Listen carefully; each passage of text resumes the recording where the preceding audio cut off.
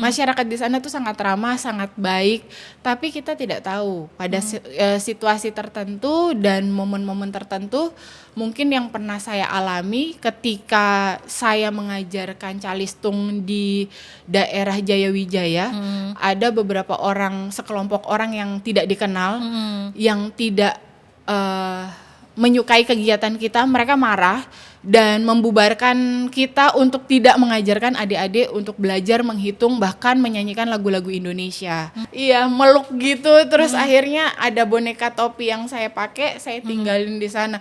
Jadi rasanya tuh sedih banget Iya gitu kan. sih, boneka kamu, ini topi kamu juga gitu ya, Iya. punya kamu tinggal di sana. Iya, Ruka saya jadi sedih. Sedih. Sama. Ada tisu nggak deh?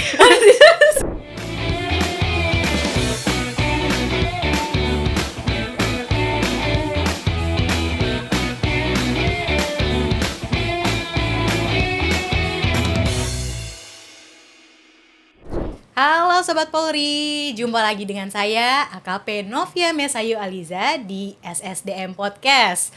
Nah, masih dalam suasana lebaran nih. Saya izin mengucapkan minal aizin wal faizin, mohon maaf lahir dan batin. Semoga puasa kita kemarin diterima oleh Allah Subhanahu wa taala dan juga diberikan kesempatan untuk Ramadan berikutnya. Sobat Polri, di edisi kali ini saya kedatangan tamu nih. Sahabat saya, junior saya, yaitu AKP Rini Dian Pratiwi ya. Aku nggak biasa manggil kamu Rini loh. Orin ya. Jadi Orin ini, AKP Orin ini adalah personil dari Biro Psikologi SSDM Polri. Nah, teman saya ini selain polisi juga merupakan psikolog ya, Rin ya. Iya. Kenapa dipanggilnya ini sih Orin sih dari Rini? Emang panggilan dulu ya? Jadi panggilan kecil itu Kak, izin. Oh gitu. Jadi kalau Orin itu katanya orang Irian. Oh gitu, orang ceritanya. Irian. Iya, jadi orang lebih kenal dengan nama Orin daripada Rini gitu ya. Dari Iya. sejak kamu kecil gitu kan Iya. ya. Kalau aku lihat di CV kamu sih emang lahir di ini ya, Merauke ya. Iya, karena saya lahirnya dan besar di Papua, tepatnya di Merauke, dan sempat pindah waktu SD saya di Merauke, SMP di Sorong, SMA di Manokwari. Kemudian saya lanjut kuliahnya di Jogja. Sampai saya ikut tes polisi dan ditugaskan pertama kali di Mabes Polri. Gitu. Siap, Kak. Oh gitu. Sekarang lagi sibuk apa berarti, Rin? Lagi santai aja sih, Lagi Kak. santai, Jadi mungkin ada persiapan lagi beberapa hal yang dilakukan untuk persiapan rekrutmen tahun 2024 ini. Oke. Iya, karena kan di Biro Psikologi juga ya, Rin Iya, ya. betul, Kak. Terus Rin, aku ngeliat di IG kamu tuh, Rin ya. Siap. Namanya tuh Mace Polwan gitu. Oh iya, Kak. Siap. Mace tuh ini kan ya bahasa Papua ibu ya gitu ya. Mace itu kalau dibilangnya untuk Mace. sebutan perempuan. Iya, perempuan Papua tuh sebenarnya biasanya orang lebih kenal dengan mama, tapi kalau sudah dekat bisa kita panggil Mace. Oh gitu. Iya, Biar lebih Kak. dekat gitu Siap. ya. Terus kamu udah dipanggil Mace tuh sejak kapan sih? Itu sejak saya bertugas di sana, biasanya kan orang tuh lebih kenal dengan Mace, dan waktu itu mungkin lebih gampangnya Mace Polwan gitu, karena orang kalau ketemu Polwan itu jarang di Papua ya. Iya sih ya, jarang Ibu-ibu yang Polwan, polisi kebanyakan laki-laki. Nah, di sana ya. ya kebetulan karena saya aktif di Papua, nah ada panggilan kecilnya Mace Polwan. Oh gitu. Kak. Nah, kamu penempatan di BKO ya? Berapa lama di sana di Papua? Katakan sebelum jadi penempatan awal kan di SDM Mabes dulu kan, di psikologi. Nah, itu berapa lama di situ, Rin? Selama di psikologi SSDM Polri, saya selama 1,5 tahun. 1,5 tahun. Kemudian di tahun 2018 akhir saya pindah ke Papua dan bertugas di Papua kurang lebih 5,5 tahun. 5,5 tahun Papua. Dan awal lumayan tahun lama ya, 5,5 tahun saya ya. pindah ke sini lagi. Oh gitu. Iya, Kak. Berarti start dari, kan kamu masuk 2017 ya, 2017, 2018 sudah langsung ke sana gitu. Saya ke sana, siap. Oh gitu. Kegiatannya apa aja di sana, Rin? Berarti masuk ke SDM juga ya di sana ya, bilas psikologi di sananya juga. Saya masuk di SDM di bagian bak psikologi. Dan tugasnya sebenarnya tidak hanya tentang psikologi, banyak hal yang dilakukan karena terkait SDM yang ada di Papua gitu, Kak. Nah, tapi kan sebelumnya kamu udah pernah di Papua juga ya, gitu Iya. kan. Ngalamin ini gak sih kayak nggak tahu ya aku ya, karena mungkin kan kamu udah di Papua tuh dari lahir gitu kan. Terus pas waktu ditempatkan di Papua lagi kayak ada shock gitu gak sih? Hah? Kok balik ke Papua lagi atau gimana gitu gitu? Ya awalnya karena saya mungkin kurang lebih dari 2007 sudah di Jogja, Kak. Jogja, Dan 2017 baru 2018 saya 18. pindah ke Papua. Ya banyak perubahan yang memang mungkin buat saya kaget juga sih. Tapi karena Papua itu familiar buat saya cukup tenang. Saya oke, dengan senang hati saya akan bertugas di Papua gitu. Memang perlu adaptasi, tetapi tidak begitu sulit untuk saya untuk tugas di Papua Bersana. gitu, Kak. Siap. Rin, tadi kan kamu udah cerita ya bahwa pengalaman kamu udah tugas di Papua tuh udah 5 tahun setengah ya. Nggak berasa banget ya 5 tahun setengah di sana gitu kan. Bisa diceritain nggak sih Rin, di sana tuh ngapain aja gitu kamu? Tugasnya seperti apa di sana gitu, biar ada gambaran buat Sobat Polri di sini nih gitu. Iya, Kak, siap. Kalau di Papua tuh banyak hal yang bisa kita lakukan karena dinamika di Papua itu agak sedikit berbeda di kota lain. Bedanya gimana? Kalau di Papua memang kalau tugas rutin yang saya lakukan rekrutmen, seleksi terkait psikologinya, kemudian pelayanan kepada anggota dan juga kepada masyarakat terkait pelayanan psikologi, Kak. Itu tugas utamanya. Tetapi banyak hal yang secara dinamika di Papua itu tidak hanya melayani anggota, masyarakat pun juga butuh pelayanan psikologi karena minimnya SDM psikologinya Psikolog di sana ya? gitu. Iya Kak. Nah, apalagi di Papua itu dinamika kehidupannya dan situasinya itu kadang kan ada bencana alam juga bencana sosial.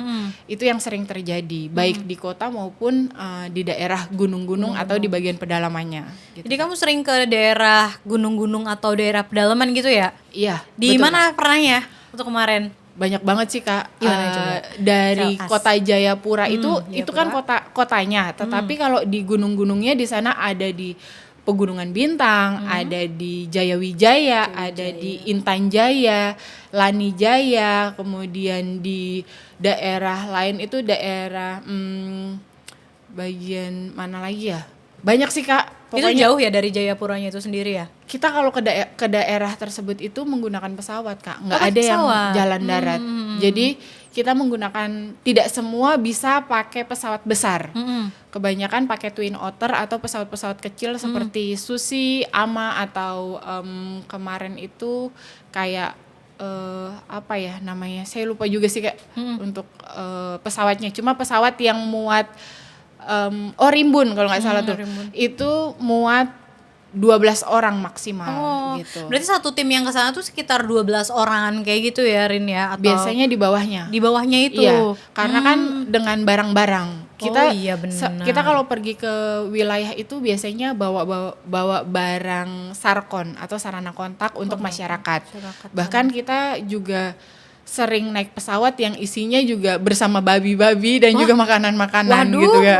gitu di sana. Iya, karena akses dari kota ke daerah-daerah pegunungan itu butuh effort yang lebih gitu, Kak. Oh, gitu. Nah, itu babinya tapi udah ini kan? Udah di packing kayak gitu iya, kan, siap. gitu. Iya, kayak kan masih hidup gitu kan, biar ini kan barangkali kan enggak kan ya? Memang masih hidup, Masih tapi udah hidup? Iya, di sana itu memang Oke. babi begitu istimewa untuk masyarakat di Papua. Oke. Jadi apabila mereka melakukan upacara bakar batu itu menggunakan babi itu sebagai makanan khas dari sana. Upacara bakar batu tuh apa sih? Upacara bakar batu adalah pesta yang dilakukan masyarakat Papua untuk melestarikan budaya mereka. Biasanya itu untuk upacara syukuran atau acara-acara kebesaran mereka untuk berkumpul sehingga mereka bisa melakukan makan bersama dengan Kamu masyarakat. udah pernah ikutan? Udah, Kak, udah. Oh, udah pernah ikutan. Sering Di sana, dan sering. memang biasanya pasca atau setelah kejadian-kejadian tertentu kita bersama masyarakat dan juga Pemda setempat akan membuat bakar batu untuk perdamaian atau acara syukuran. Itu tuh sering dilaksanakan ya di masing-masing tempat, biasanya udah ada gitu upacara. Iya, Oh, itu salah satu tradisi yang memang sampai sekarang masih tetap dilakukan. Iya Kak, betul. Iya, menarik banget ya gitu Iya, ya. luar biasa sih. Ada ininya nggak sih, kamu kayak ada videonya gitu nggak sih upacara? Ada beberapa momen di Papua bakar batu, kita menari-nari dengan masyarakat dan juga interaksi sama masyarakat, sehingga dari momen tersebut kita bisa langsung bertemu dengan masyarakat, bisa bersentuhan langsung dengan masyarakat gitu Kak. Iya, terus kamu juga sempat bilang kan ya, tadi gitu kan kita ngobrol-ngobrol ya, katanya kamu pernah ngajar anak-anak di sana juga ya, di situ ya. Betul Kak. Itu gimana? Itu merupakan salah satu bagian dari bentuk bantuan psikologis atau kayak gimana, Dek? Nah, itu kan kalau di Papua itu ada namanya Operasi Damai Kartens. Sebelumnya itu ada namanya Operasi Nemangkawi, yang kurang lebih tujuannya sama, cuma berbeda nama aja, nama opsnya. Nah, salah satu tugas yang kita lakukan itu adalah di sana itu Binmas Noken untuk calistung, baca tulis dan menghitung untuk anak-anak dan masyarakat yang ada di Papua. Terlebihnya khususnya untuk anak-anak. Kita mengajarkan beberapa hal terkait cara membaca, cara menghitung, menulis, dan juga wawasan kebangsaan tentang Indonesia gitu Kak. Dan mereka sangat tertarik, dan juga kalau kita datang mereka sangat kangen, antusias kayaknya kali ya, sangat antusias dengan kita, dan kalau kita nggak datang sehari pun mereka kangen nyari gitu Kak. Saking dekatnya hubungan kita sama adik-adik di sana ya. Kedekatan itu secara emosional muncul dari adik-adik di wilayah Papua itu sendiri gitu Kak.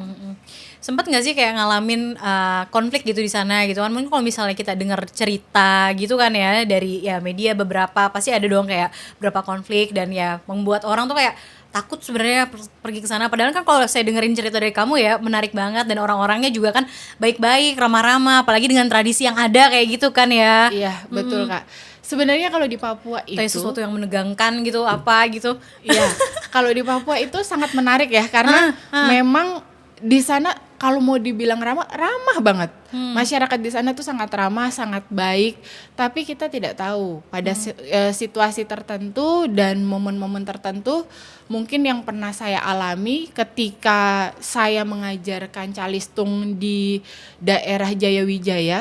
Ada beberapa orang, sekelompok orang yang tidak dikenal, yang tidak menyukai kegiatan kita, mereka marah dan membubarkan kita untuk tidak mengajarkan adik-adik untuk belajar menghitung, bahkan menyanyikan lagu-lagu Indonesia seperti itu. Nah, awalnya saya tidak berkenan untuk membubarkan, tapi karena untuk keamanan sebaiknya memang kita berhenti. Iya, karena terkait anak-anak secara psikologis memang agak sedikit kita pikirkan, karena takutnya trauma atau apa gitu loh Kak. Gitu kan. Maksudnya mau fun malah jadi trauma kan, ini gitu juga ya, mengerikan juga kan ya.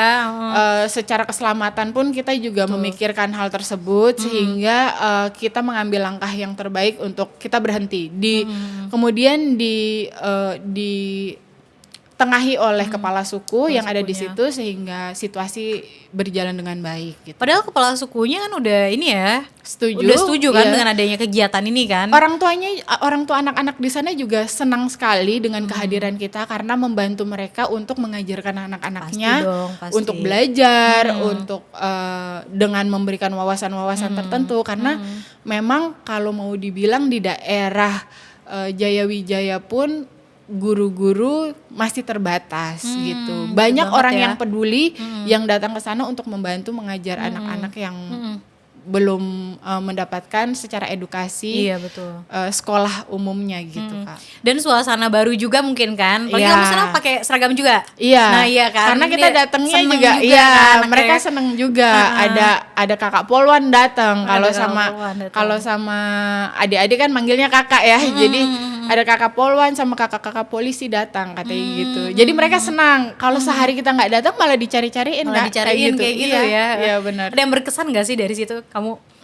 Yang berkesan gitu dari ngajar adik-adik gitu kan? Kalau yang berkesan gitu. Iya, pernah sih Kak, karena kita udah saking dekatnya, sehari itu saya pamit karena Iya. kan kita di sana memang tidak lama, tidak stay terlalu lama gitu, ada waktunya. Pada saat saya pamit malah mereka itu tarik baju saya untuk jangan pergi, masih di sini. Terus akhirnya saya punya boneka kecil, saya tinggal di sana. Oh, Bukan oke. boneka topi gitu. Boneka topi. Ada kok fotonya, lucu sih Ada ya? anaknya Ada tuh fotonya kayak ya? iya meluk gitu. Terus akhirnya ada boneka topi yang saya pakai, saya tinggalin di sana. Jadi rasanya tuh sedih banget Iya gitu kan. sih, boneka kamu, ini topi kamu juga gitu ya, Iya. punya kamu tinggal di sana. Iya, Ruka saya jadi Oh, jadi sedih. sedih. Sama. Heeh. Nanti kita bisa tampilin kali ya mungkin ya fotonya gitu. Tapi sampai sekarang masih sering keep in touch sama mereka nggak? Masih sih Kak, masih. Jadi mereka di sana tuh karena karena komunikasi yang sulit, jadi kita teman-teman Binmas Ah, sedih. ada tisu nggak deh? Tisu. Ah, sedih. Aduh. Pasti sih itu kayak apalagi kangen sih pasti ya gitu Iya. kan. Lagi anak-anak ngerasa kayak udah berapa lama? Berarti biasa ngajar di sana berapa lama? Kalau itu. Momen-momen di sana itu kita biasanya ngajar bisa sampai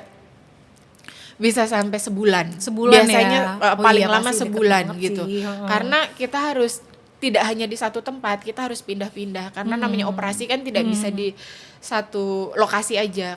Di tempat lain juga butuh kita udah mapping mana yang urgent, kita akan datang ke daerah situ gitu loh, Kak.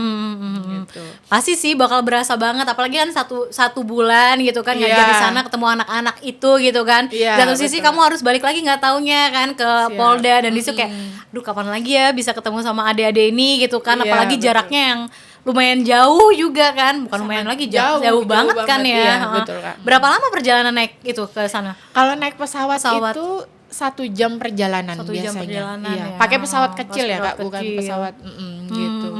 Itu kalau ke Jayawijaya, kalau Iya. ke Intan Jaya itu kita biasanya lewat Timika dulu Iya. atau lewat Nabire lalu ke Intan Jaya atau Sugapa.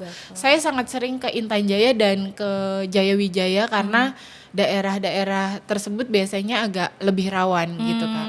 Biasanya pasca kejadian kita tim psikologi akan turun dan juga mungkin dari operasi Damai Kartens biasanya langsung turun untuk lakukan trauma healing gitu Kak. Iya. Siap. Terus di sana pernah nggak sih ada yang kayak nanya ke kamu gitu, ada yang di sana gitu, kakak saya ingin jadi polisi seperti kakak kayak gitu? Oh ada Kak. Tanya. Karena biasanya saya sering nanya juga, kalau besar mau jadi apa gitu. Nah ada yang jawab mau jadi polisi, mau jadi polwan, mau jadi dokter. Jadi mereka ada yang mau jadi pilot juga. Kenapa mereka mikir seperti itu? Karena yang biasanya dilihat adalah polisi, tentara, dokter. Gitu. Kalau pilot karena di sana kan banyak pesawat kecil. Mereka pengen banget jadi pilot gitu katanya gitu.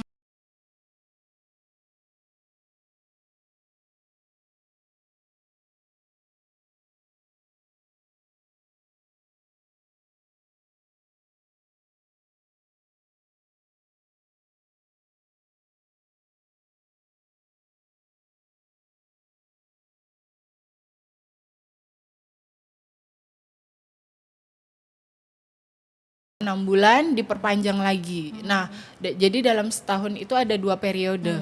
Biasanya berganti pasukan, tapi selama di Papua saya ikut secara rutin karena memang tenaga psikolognya sangat kurang di sana Kak. Pulang ya di Gitu. sana ya. Siap.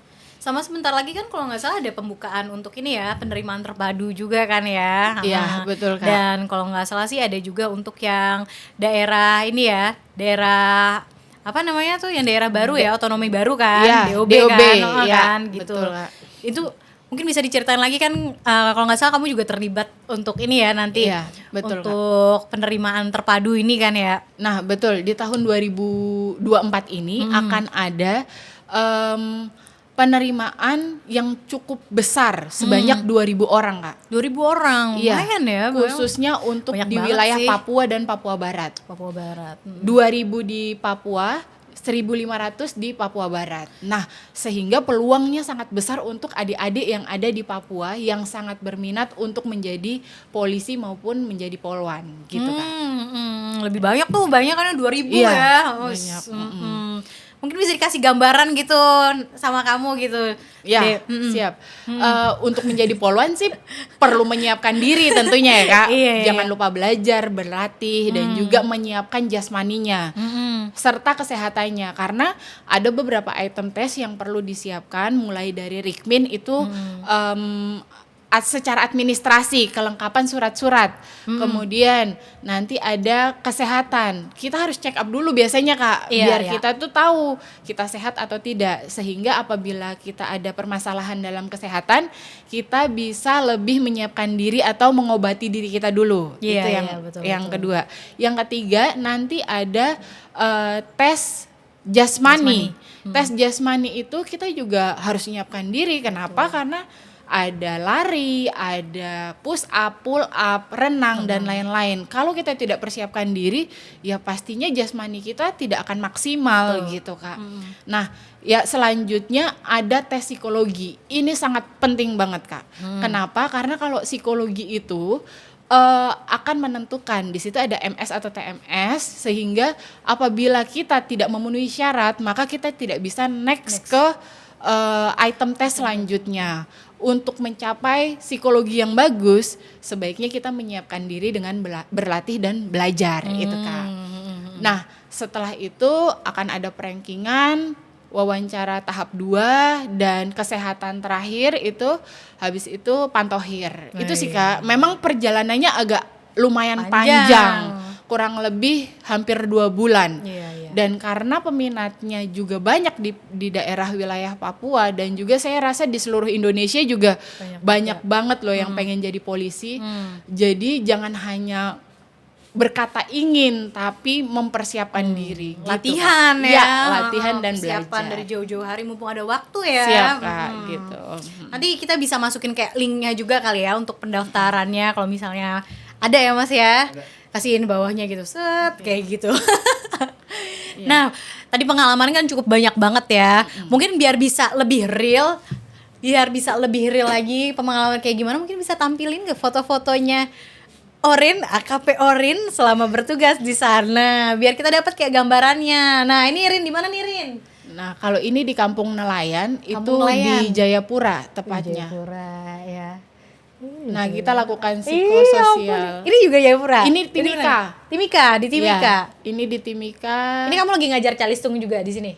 Iya, salah satunya di daerah Kuamki Lama. Ini kan daerah Kuamki Lama itu sering banget perang saudara lah.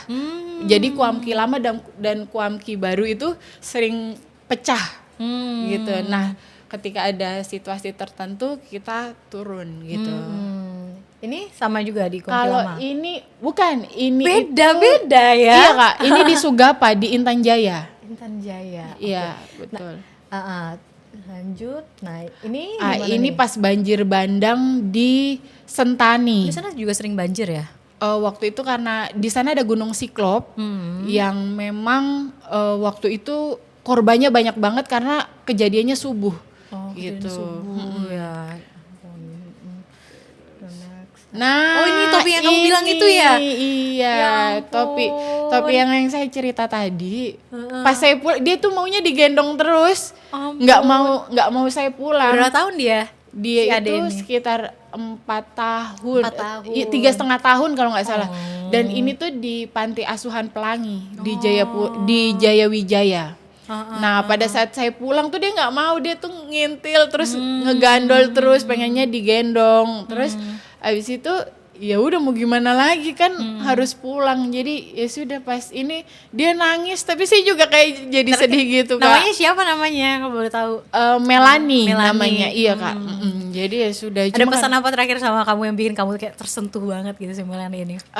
Sebenarnya karena mungkin dia udah nggak punya keluarga, dan dia mereka ini anak-anak panti asuhan yang diasuh oleh para orang tua angkat yang di situ. Jadi kayak kita hanya bisa support untuk gimana caranya mereka tetap bisa belajar, bisa menjalani hidup, dan juga yang lainnya mungkin gimana ya, secara emosional kita karena udah jauh jadi bingung juga mau diapakan gitu betul, Kak. betul, Tapi betul, sejauh betul. ini sih kita masih memantau keadaan mereka baik-baik saja, dan kita sering memberikan sarkon-sarkon gitu, seperti misalnya ada teman-teman yang peduli, biasanya kan ada yang memberikan bahan makanan, buku, kita salurkan ke daerah yang memang membutuhkan gitu Kak.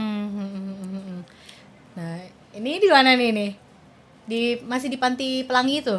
Oh bukan, ini Bukan. sama mama-mama di kampung Woma Oh, Ma. di Jayawijaya. Ya Nah ini juga saya, kalau ini malah kalau nggak salah pertama kali saya tugas naik di Jayawijaya Kak.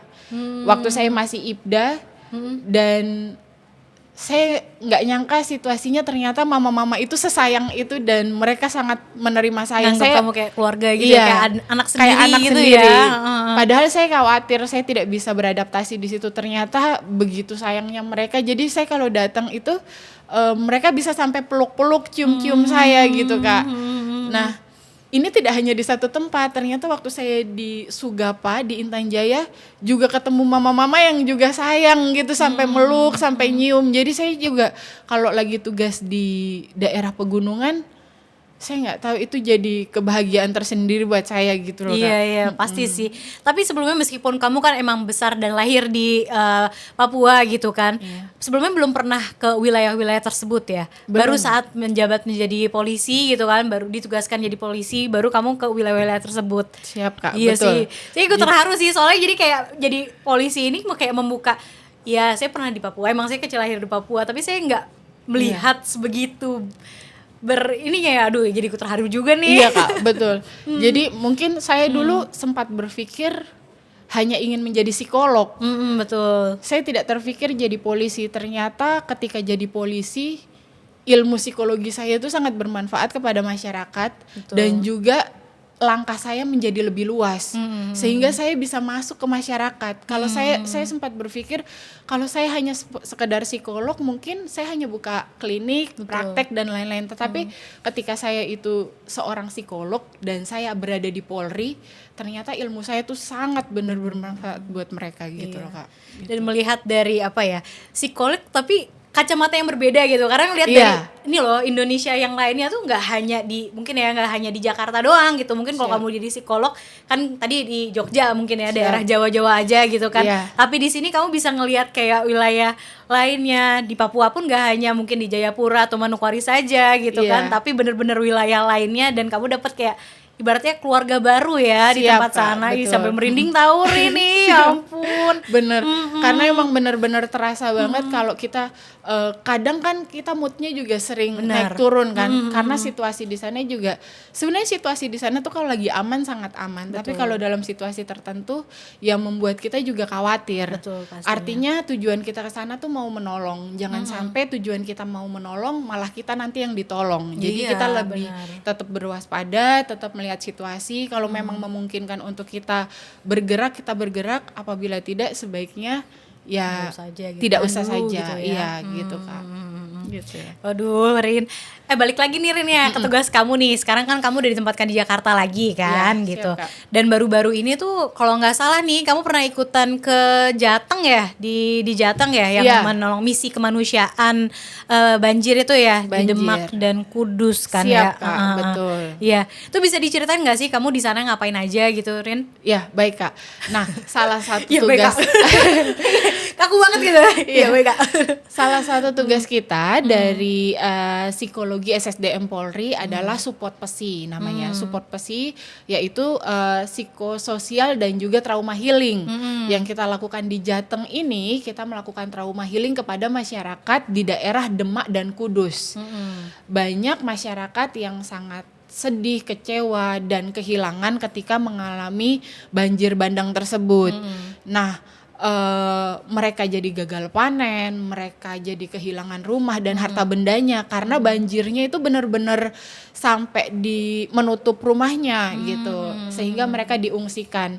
Nah, beberapa momen kemarin saya melakukan terapi trauma healing itu dengan terapi tapping namanya. Tapping, Iya. trauma healing sama Iya. tapping. Jadi kita lakukan itu kepada ibu-ibu dan juga pengungsi yang ada di Demak. Demak gitu, ya. Kak. Itu berapa lama biasanya kamu stay di sana? Saat itu ya untuk pengalaman pas waktu di Jateng ini nih. Kemarin itu 4 hari, Kak. 4 hari saja Iya, gitu siap, ya. Kak.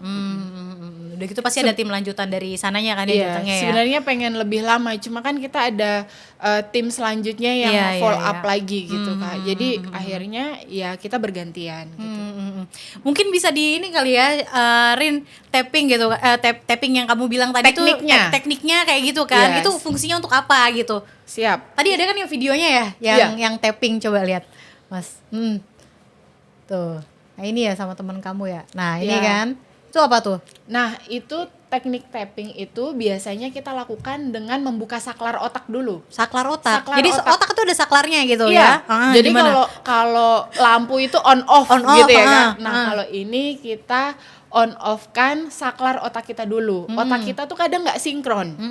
Kenapa? Karena kita punya otak kiri dan otak kanan. Iya, benar. Kita satukan dulu, kita nyalakan dulu. Nyalakan Di mana dulu. posisi on off-nya? On off-nya. Di bagian tulang sebelah sini, di bawahnya. Sebelah sini di bawahnya. Iya, Kak. Coba Kakak cari yang bagian agak dekok, yang agak dalam. Ada dalam nih. Nah, terus diuyek. Diuyek tuh, Uyek tuh pegang gitu, ya, pencet. tapi dipencet. Pencet. Ini dengan 2 jari, Dua telunjuk jari. sama tengah, ditekan yang Tekan, rasanya yang nyeri. Rasanya nyeri. Iya. Kalau udah terasa rasa nyeri itu di bagian sebelah sini, bisa kita tekan kurang lebih 1 sampai 2 menit. Iya. Dan rasakan rasa nyerinya. Rasa nyerinya. Itu dirasakan, sudah terasa. Rasa. Nah, ada beberapa titik yang bisa kita ketuk dan nanti diberikan sugesti. Yang pertama kita ketuk dari ubun-ubun. Ini emang wajar kalau sakit ini ya? Iya, emang sakit. Bukan karena masuk angin ini bukan? Bukan. Iya, biasanya orang suka masuk angin ya. Yang sakit ya, Karena ini masuk angin gitu. saklar otaknya di sini. Di sini. Kalau beda, kalau kita tekannya di sini, Di sini, ini beda lagi beda nanti lagi. rasanya. Tapi kalau di pas sini, di titik di itu, titik ini, itu agak rasanya kayak kesetrum nyeri-nyeri gitu. strum nyeri-nyeri.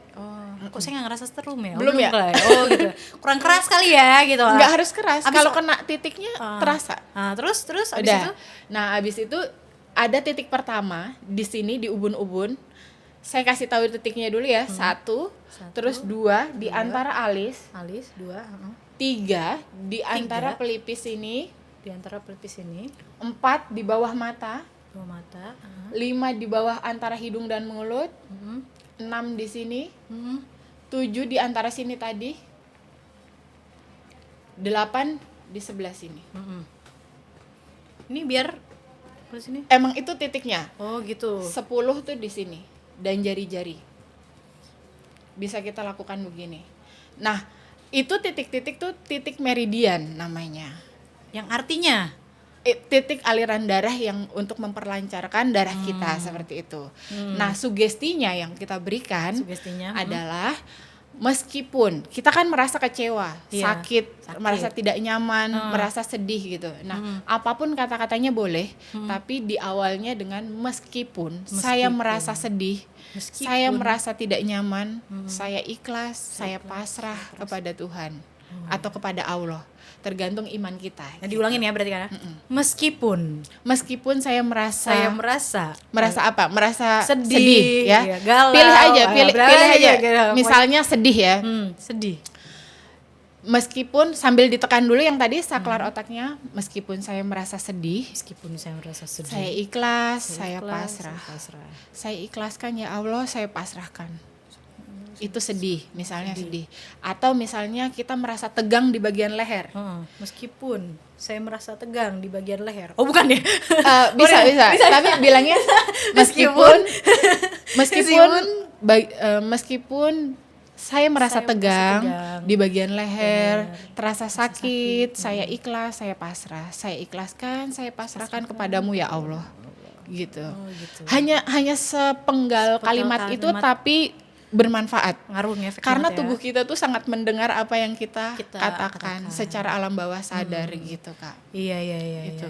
Dan kita bisa lakukan Berapa kali tuh kurang enaknya? lebih sampai kita merasa nyaman 5 kali 5 bisa, kali. 3 sampai 5 kali Berapa cukup. menit gitu, ada batasannya gitu minimal Nggak ada, atau nggak ada? senyamannya aja. Jadi Senyamannya kita aja. bisa lakukan kayak gitu. Tadi di titik-titik tadi gitu ya. Kalau mau dicoba boleh Kak? Mau dicoba? Coba ayo Oke, ayo. yuk. Bismillah.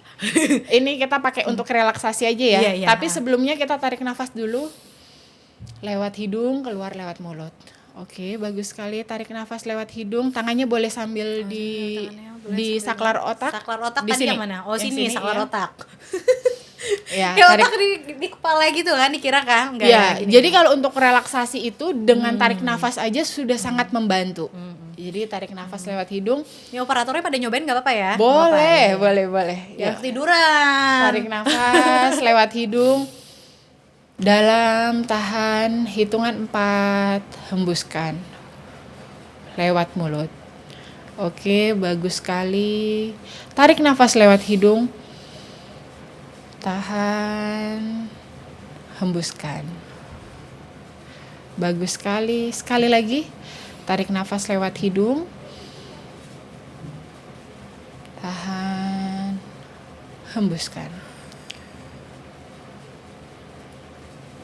Oke, kita sambil tapping ke atas.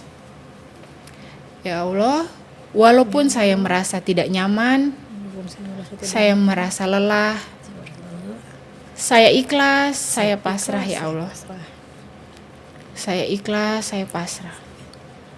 Berkata perlahan sambil mengulangi kata-kata tersebut. Ya Allah, saya ikhlas, saya pasrah ya Allah. Saya ikhlas, saya pasrah. Kita pindah di titik selanjutnya. Boleh sambil memejamkan mata. Ya Allah, saya ikhlas, saya pasrah. Saya pasrah. Saya ikhlas ya Allah, saya pasrah. Saya ikhlas, saya pasrah. Saya ikhlas, saya pasrah. Ke samping, pelipis. Kanan kiri boleh bergantian. Saya ikhlas, saya pasrah. Saya ikhlas ya Allah, saya pasrah. Kemudian di bawah mata. Saya ikhlas, saya pasrah ya Allah. Tetap mengatur nafas, saya ikhlas, saya pasrah. Kemudian di bawah hidung. Ya Allah, saya ikhlas, saya pasrah. Apapun yang saya rasakan, ketidaknyamanan, kelelahan, saya tetap ikhlas, saya pasrah. Saya serahkan kepadamu ya Allah. Saya ikhlas, saya pasrah. Pindah ke dagu.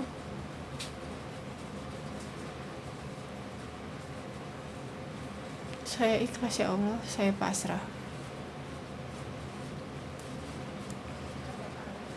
Pindah lagi ke samping, kiri kanan dada kita. Saya ikhlas, saya pasrah ya Allah. Kemudian di jari-jari kita, di karate spot namanya, tetap saya ikhlas, saya pasrah. Bisa bergantian di jari.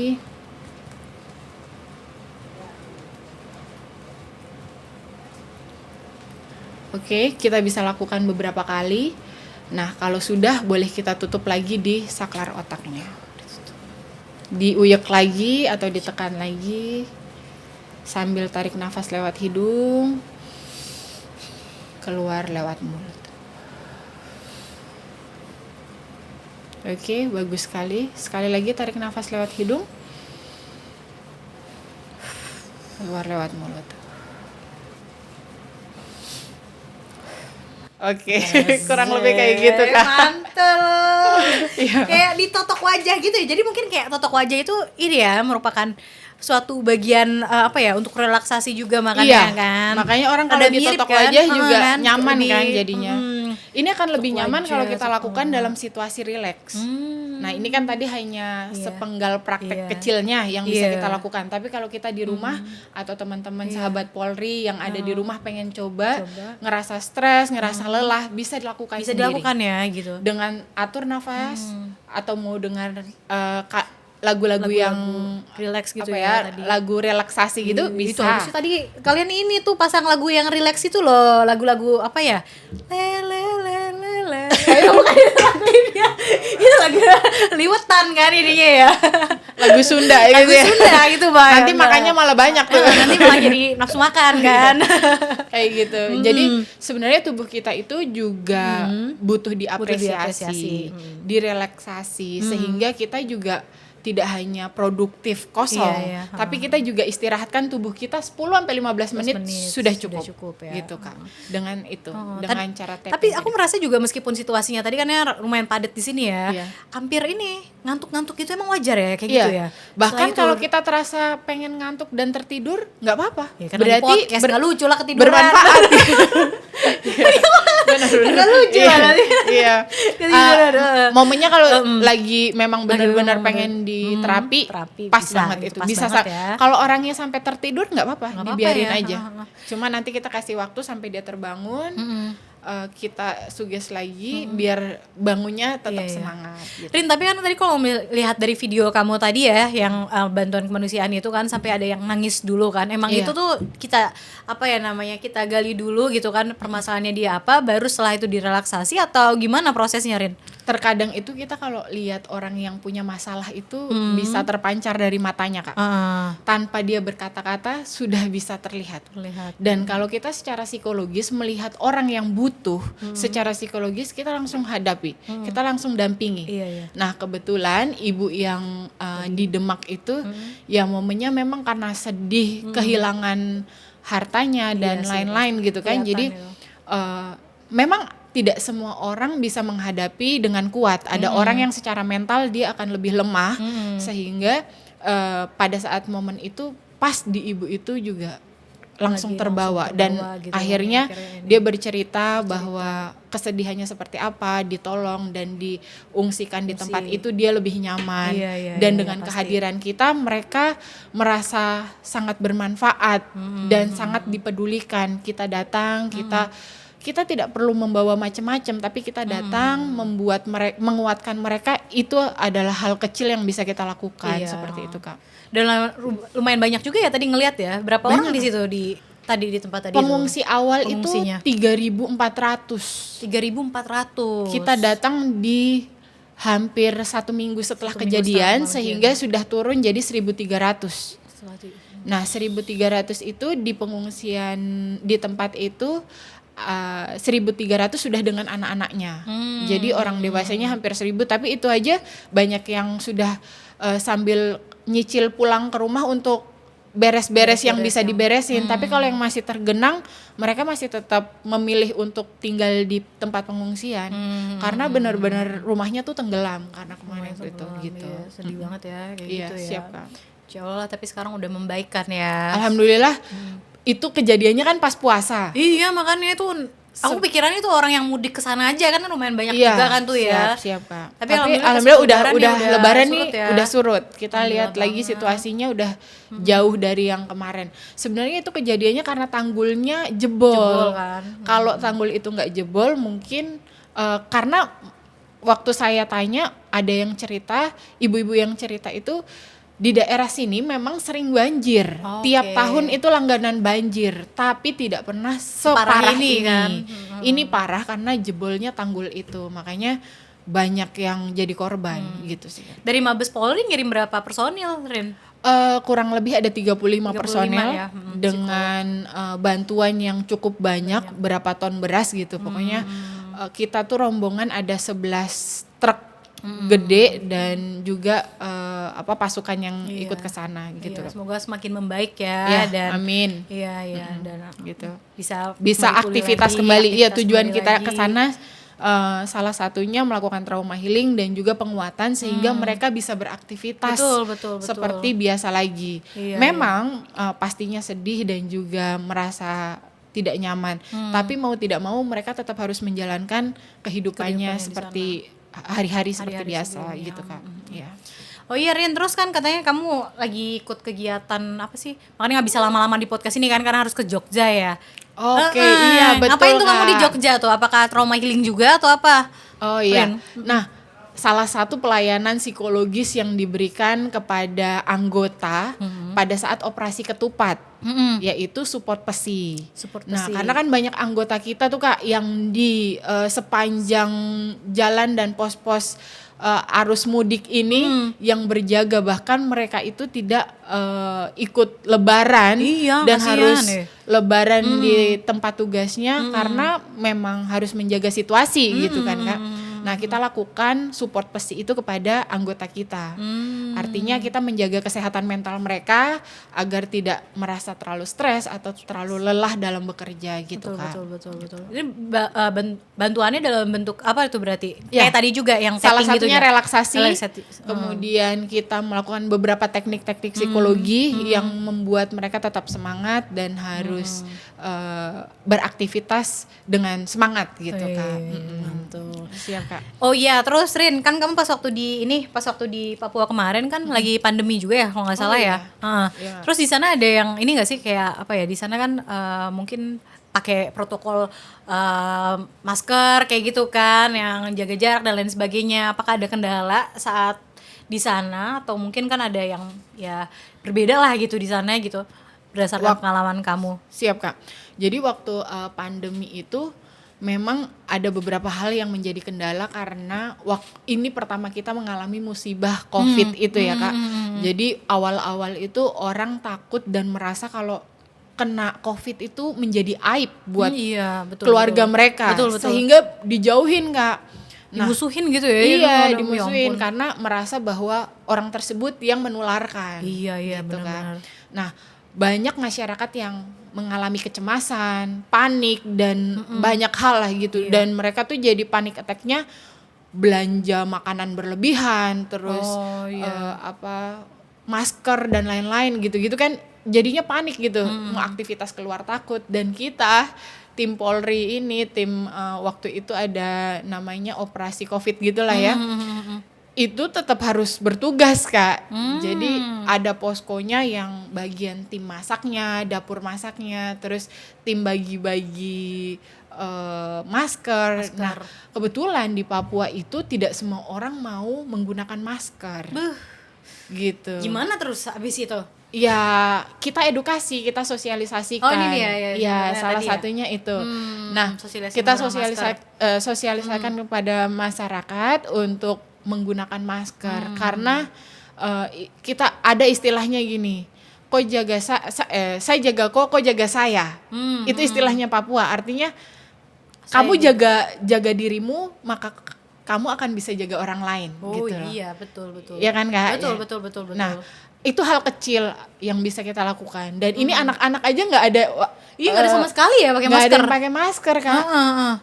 Corona takut. Iya. Bisa mandi air. Wah, itu tuh sempat viral Kak. Jadi corona takut air garam itu ya. Ini saya ke Timika kan Kak. Di daerah apa ya namanya tuh. Pokoknya di daerah pantai lah. Nah, di situ tuh saya ajarin mereka untuk pakai masker. Mereka malah jawabnya corona takut air garam katanya. Ya Allah. Air garam tuh maksudnya karena dia anak pantai. Mandi air laut aja, mandi air garam. Istilah sana tuh bukan air laut, air garam. Oh, tak kira tuh NaCl kayak gitu-gitu loh. Bukan nih dikirain tuh. Pinter ya, itu kan ada NaCl. Iya, air garam tuh emang sebenarnya bagus kan. Iya. Nah, ini air garam tuh air laut. Jadi air lautan. Corona tuh takut sama air garam. Maksudnya adalah ya mandi di laut, renang di laut aja, gitu. Itu bakal hilang gitu. Tapi memang sepolos itu dan secerdas itu mereka. Jadi tapi saya tetap memberi informasi bahwa sebaiknya pakai masker aja gitu kan. Tapi malah responnya lucu sih Kak. Iya, kocak-kocak ya. Tidak apa katanya gini. Tidak usah kasih masker, kasih uang saja. Astagfirullahaladzim, ya Allah. Itu si kayak uang gitu saja gitu. Iya, kasih uang saja gitu. Anak-anak. Dan kalau disuruh gitu mereka malah kabur, malah nggak mau gitu. Sudah tidak usah bagi-bagi masker katanya gitu. Tapi ya sudah, namanya kita juga tetap harus bertugas, kita tetap lakukan yang bisa kita lakukan gitu Kak. Saya Gitu. salut loh bener sama kamu loh. Di satu sisi kan nggak dari segi ini kan, kayak appearance kamu begitu kamu datang ke Papua kan mungkin beda banget kan ya, karena kamu putih kayak gitu kan ya. Dan nggak taunya orangnya bener-bener acceptable banget ya di sana ya. Kalau di sana sih memang nggak jadi masalah sih Kak. Maksudnya mereka juga tetap sayang saya, nggak ada perbandingan. Makanya atau saya dengar tidak cerita kamu tuh. Iya, nggak ada kalau ngebedain putih atau coklat atau gimana, enggak Kak. Jadi kita memang benar-benar kalau sudah masuk dan membaur ya udah ini dianggap keluarga sendiri gitu ya. ngeblendnya gitu. Jadi akhirnya mungkin kadang saya berpikir saya takut masuk nanti ini gimana ya. Cuma saya modalnya udahlah, berani aja dulu. Ternyata masuk di dalam tidak semenakutkan apapun itu gitu. Kamu melakukan teknik kamu itu yang tapping itu. Saya pasti bisa. Saya pasti bisa. Gitu. Enggak sih Kak. Enggak. Kan kalau kita orang psikologi punya punya cara sendiri lah ya untuk masuk gitu. Jadi ada beberapa teknik pendekatan yang bisa kita lakukan, dan ternyata mereka sangat terima baik dengan kehadiran kita. Bahkan ketika mungkin karena belum kenal, jadi orang tuh punya image yang kurang positif. Ya. Nah setelah kita masuk, oh ternyata mereka jadi sayang gitu Kak. Jadi memang kalau belum kenal maka tak sayang, katanya gitu sih Kak. Jadi harus kenal dulu biar disayang. Biar disayang. Betul banget, gitu, betul banget. Setuju. Iya. Terus aku lihat juga tuh kan di IG kamu kan, waktu dulu tuh ikutan penerimaan untuk ini ya, Bintara Noken juga ya. Oh iya, betul Tahun Kak. 2000 berapa? 2022 gitu kan. Ada videonya juga deh kalau nggak salah kan di situ ya. Iya, betul. Waktu itu di Papua ada otonomi khusus yang terkait penerimaan Bintara Noken namanya. Bintara Noken itu memang dikhususkan untuk anak-anak asli Papua dan juga yang lahir besar di Papua. Nah, penerimaan itu kuotanya cukup besar juga, sehingga antusias masyarakat dan animo masyarakat dan adik-adik yang ingin jadi polisi itu banyak banget. Nah, kesempatan itu berulang di tahun ini, karena tahun ini tuh informasinya 2.000 yang akan diterima, sehingga peluangnya benar-benar sangat besar. Iya Jadi sih. buat adik-adik jangan nyia-nyiakan kesempatan ini, karena memang di Papua lagi sangat membutuhkan anggota Polri yang lebih banyak lagi. Kesempatan ini kita manfaatkan dengan baik ya, dengan menyiapkan diri itu tadi Kak. Gitu. Mantap. Untuk syarat Kak, kalau yang OAP dan non OAP itu berbeda. OAP itu apa? OAP itu orang asli Papua. Kalau OAP itu orang asli Papua, gitu. Nah kalau OAP dia tinggi badannya tidak harus 165, tapi 163. Nah kalau yang non OAP minimal 165 gitu Kak.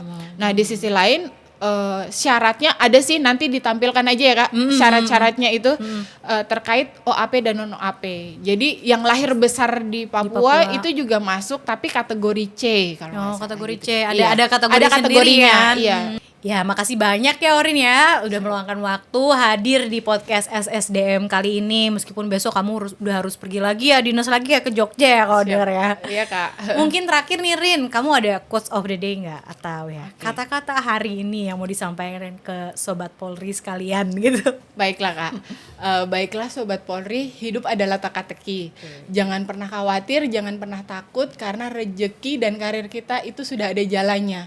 Kita jalani dengan ikhlas dan jangan pernah takut tugas dimanapun, apalagi di Papua. Tetap semangat dan pasti ada rencana indah dari Tuhan kepada kalian semuanya.